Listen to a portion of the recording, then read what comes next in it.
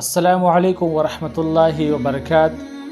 ګران کتونکو، د جمعې د ماسپښین ټوټل 100 رکعاته مونځ وي او په دې کې سنت مؤکده څو دي او دغه سنت مؤکده چاته وایي او د دې حکم څه دی.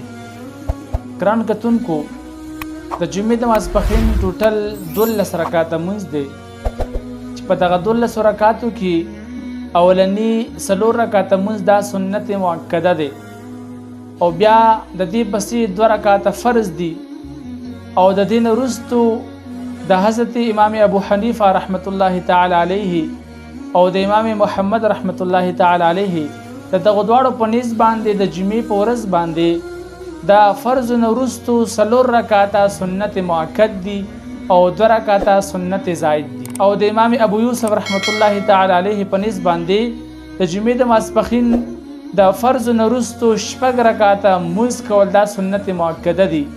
یعنی چې کله 4 رکعاته سنت مؤکده ته وکړي هغې پسې وروستو 2 رکعاته سنت مؤکد دي او دا مفتابهي قول دی، یعنی په دغه باندې فتوا ده. او سنت مؤکده چاته وایي؟ سنت مؤکده د هغه مونځ ته وایي چې نبی علیه الصلاۃ والسلام مبارک په خپله زندګۍ کې بغیر د عذر نه دغه مونځ نه وي پریښی.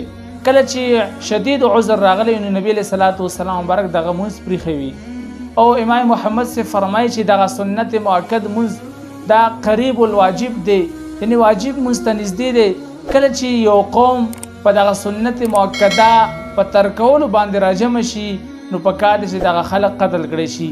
مطلب دا چې سنت مؤکده بغیر د عذر نه چې تا ته څه عذر نه وي، څه وجه نه وي او ته دغه سنت مؤکده مونځ ترک کوي نه کوي نو په دې باندې ته ګنهګارېږي. واخر دعوانا الحمد لله رب العالمین.